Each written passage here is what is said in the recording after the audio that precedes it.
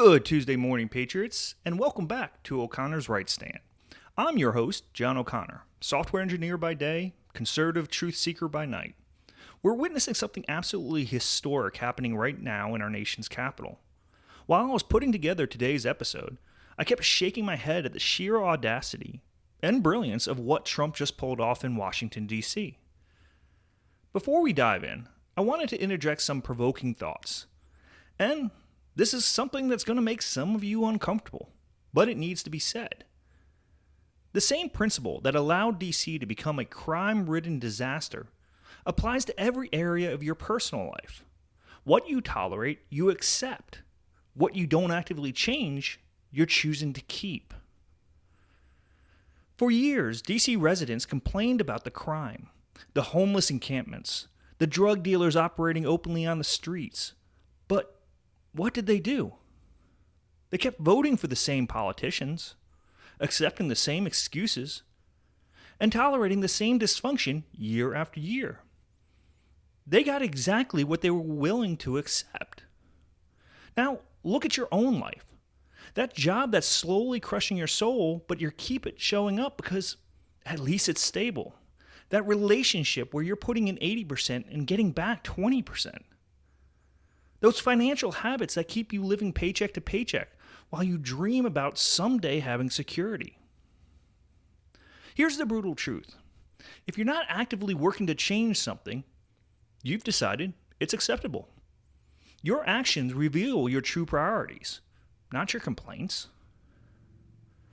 The difference between successful people and everyone else isn't talent, luck, or connections. It's the refusal to tolerate mediocrity in the areas that matter most. Stop waiting for someone else to solve your problems. If it's not working and you're not changing it, you've chosen it. Own that choice or make a different one.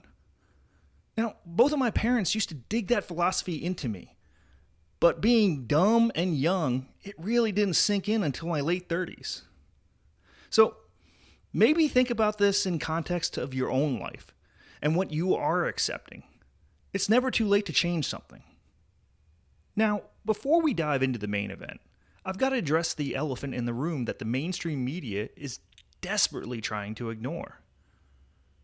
Trump just executed the most successful federal intervention in a major American city in decades. And the results are already speaking for themselves. But here's really what's got my blood boiling.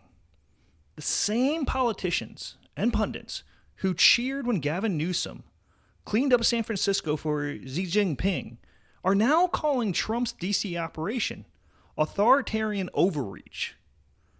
You heard that right. It's perfectly fine to clean up America's streets for a Chinese communist dictator. But when Trump does it for American citizens, suddenly it's a constitutional crisis? We're going to break down exactly what Trump did, how he did it, why the 30-day clock matters, what needs to happen next, and most importantly, the statistical proof that this intervention is already saving lives in ways that can't be dismissed as coincidence. Ready to see how a real president handles America's urban decay? The Right Stand starts now.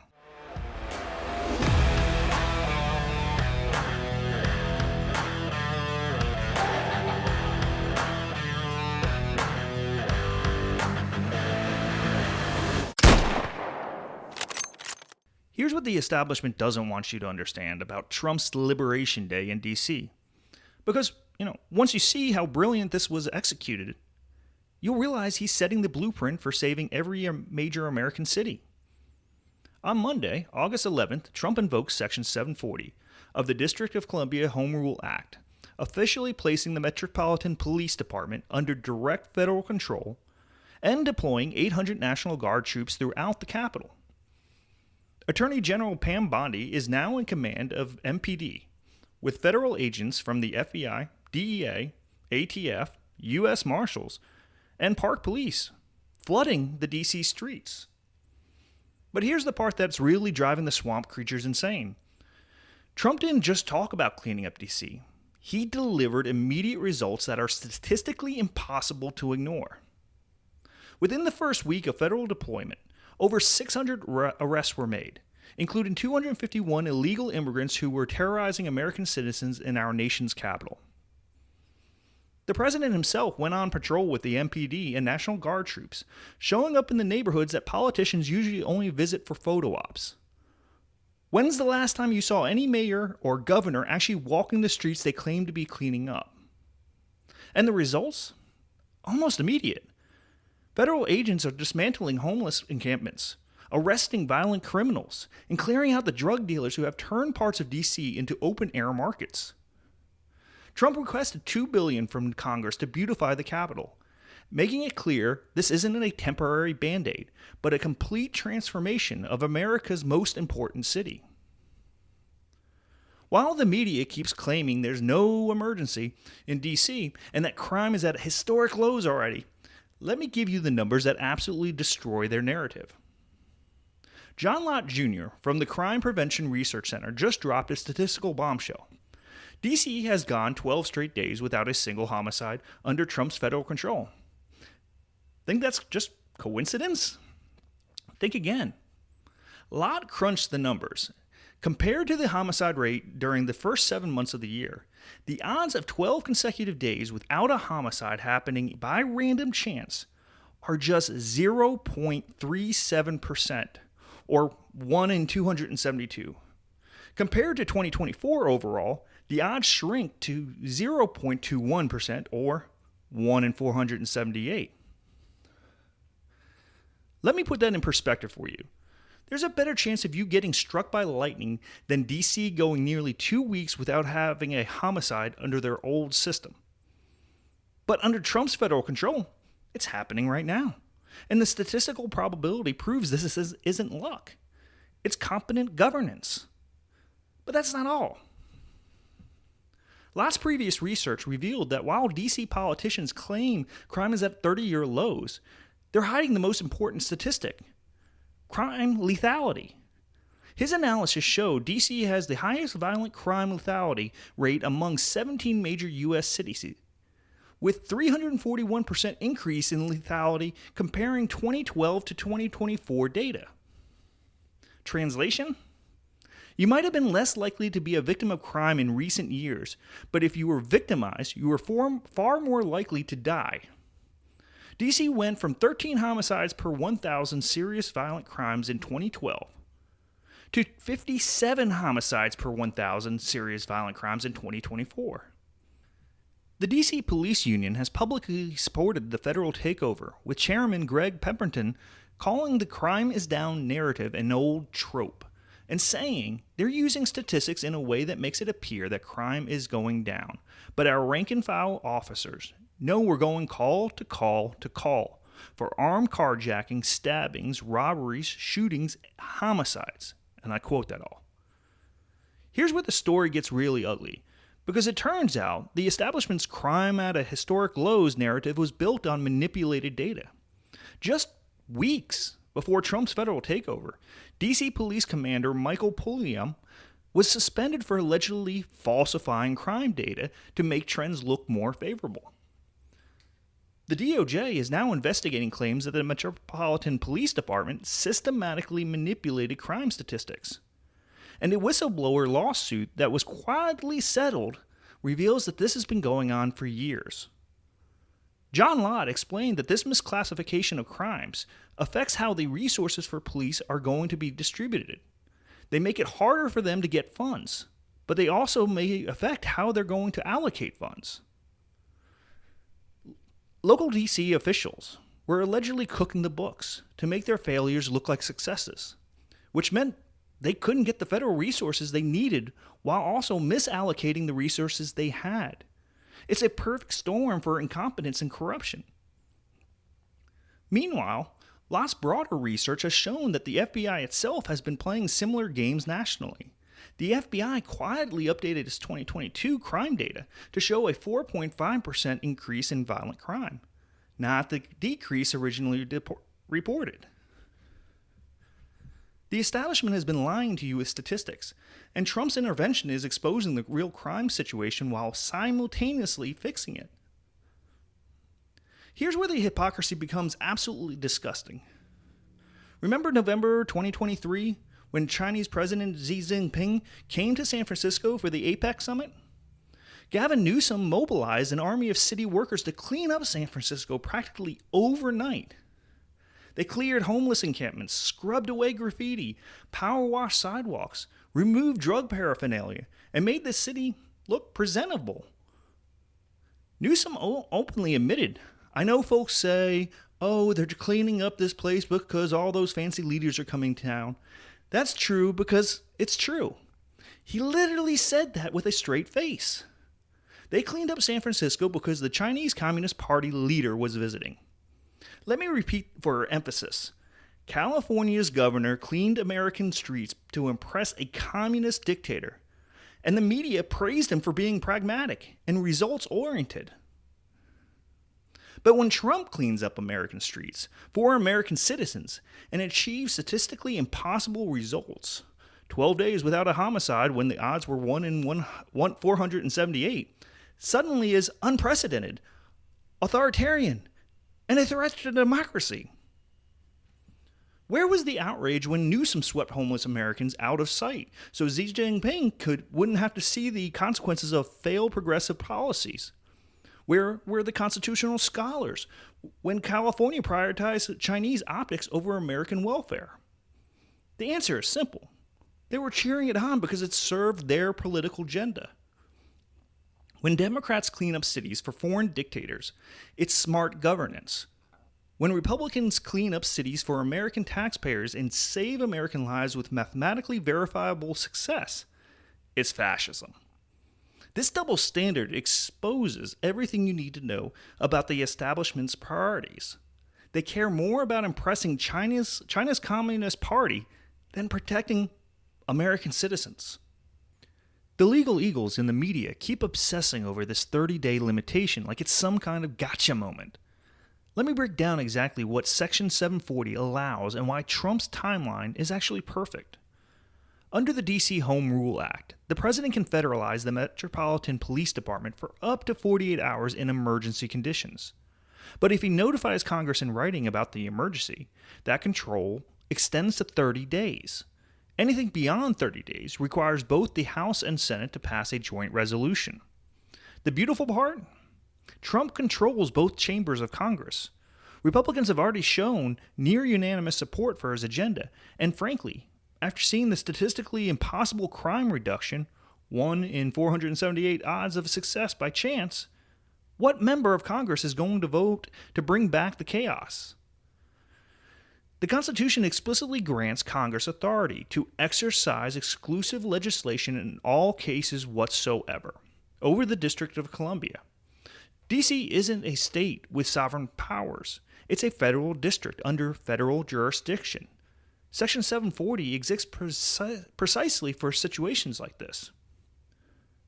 Beyond D.C., the federal government has clear constitutional authority to protect federal facilities, federal employees, interstate commerce, and civil rights. When local governments fail in these areas, federal intervention isn't just legal, it's constitutionally required. This isn't about trampling state sovereignty. This is about fulfilling federal constitutional responsibilities that local governments have abandoned, with mathematical proof that the approach works and saves lives. Trump has already signaled that D.C. is just the beginning. He specifically mentioned Chicago, and after seeing what federal intervention accomplished in D.C., statistically impossible crime reduction, other mayors should be very, very nervous. Chicago has been a war zone for years. Progressive policies have turned America's third largest city into a haven for violent criminals while law-abiding residents live in fear. Mayor Brandon Johnson has proven completely incapable of handling the crisis. Trump has constitutional authority to deploy federal resources to protect federal facilities, federal employees, and interstate commerce. Chicago has major federal buildings, federal courthouses, federal agencies, and infrastructure that affects interstate commerce. If violence in Chicago is interfering with federal operations, the president has clear authority to act. New York City and Los Angeles are in similar territory.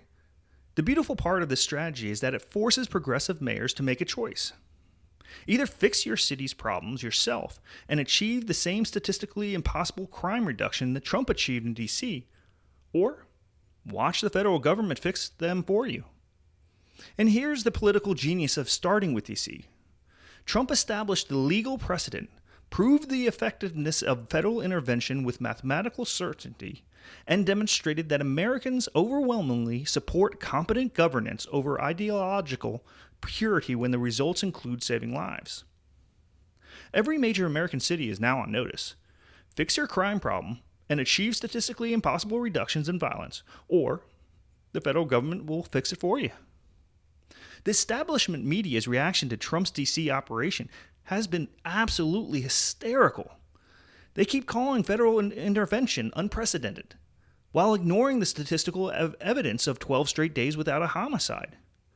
The real reason they're panicking is because Trump just proved their entire narrative wrong with mathematical certainty. For years, they've insisted that urban crime and decay are complex problems, requiring nuanced solutions and massive government spending with no accountability. Trump showed that most urban problems can be solved with professional law enforcement, coordinated federal resources, and leadership that prioritizes results over politics. No complex theories, no billion-dollar studies, just competent governance that produces statistically impossible improvements in public safety. The 30-day clock is ticking, and Congress needs to pass that joint resolution extending federal control beyond 30 days. With the Republican majorities in both chambers and the statistically impossible results already visible, this should be a slam dunk. Trump needs to use this month to systematically dismantle the local governance structures that created this mess. Establish permanent federal oversight mechanisms. Use the $2 billion in beautification request as leverage. And document everything, every arrest, every clean street, and most importantly, every day without a homicide that statistically shouldn't be possible under the old system. The goal isn't just to clean up D.C. for 30 days. The goal is to permanently transform how America's cities are governed and managed, using statistical proof that federal intervention saves lives. Step back and look at what Trump has accomplished in just 2 weeks of federal intervention in D.C. He demonstrated that American cities can be clean, safe, and functional when they're managed by people who prioritize results over ideology, and he proved it with statistical evidence that can't be dismissed. Every mayor of every major American city is now on notice. You can either solve your crime and homelessness problems yourself and achieve the same statistically impossible crime reduction Trump achieved in D.C., or the federal government will solve them for you. The contrast with Newsom's cleanup for Xi Jinping exposes establishment's true priorities. They'll move heaven and earth to impress communist China, but they fight tooth and nail against helping American citizens, even when the statistical evidence proves lives are being saved. This is how you drain the swamp at the local level. You prove that competent governance produces immediate results that are statistically impossible to achieve by chance. You establish legal precedents for federal intervention, and you force progressive politicians to choose between ideology and effectiveness when American lives are on the line. The transformation of Washington, D.C. is already underway, with mathematical proof that it's already working. The transformation of American cities is just getting started. The establishment will fight Trump on everything. We know this. We talk about this all the time, including his efforts to make American cities safe for American citizens. Just let that sink in. That tells you everything you need to know about whose side they are on. But the results speak for themselves, and mathematics doesn't lie. Over 600 arrests, cleared encampments, disrupted criminal operations, and most importantly, 12 straight days without a homicide. Meanwhile, the same politicians who cleaned up San Francisco for Xi Jinping are calling Trump's efforts to clean up D.C. for Americans authoritarian overreach. That double standard exposes their priorities perfectly. This is exactly the kind of aggressive, legal, effective leadership we voted for. Trump found a way to bypass failed local governments and directly improve American citizens' lives using his constitutional authority to restore order where progressive policies have created chaos, and proving success with mathematical certainty. Well, that's a wrap for another edition of O'Connor's Right Stand. I wanted to thank you for taking the time to listen. It always means the world to me. If this episode helped you understand what's really happening in D.C. and why it matters for every American city, share it with someone who needs to see through the establishment's spin. And if you haven't already, make sure to follow me on X at O'Connor Stand. Some changes are coming pretty soon to this show, so hopefully I can share those details with you all in the very not-too-distant future. But until then, remember, when the media panics about Trump's success while ignoring statistical proof that lives are being saved, that means we're winning. Keep holding the line unapologetically. This is John O'Connor, signing off.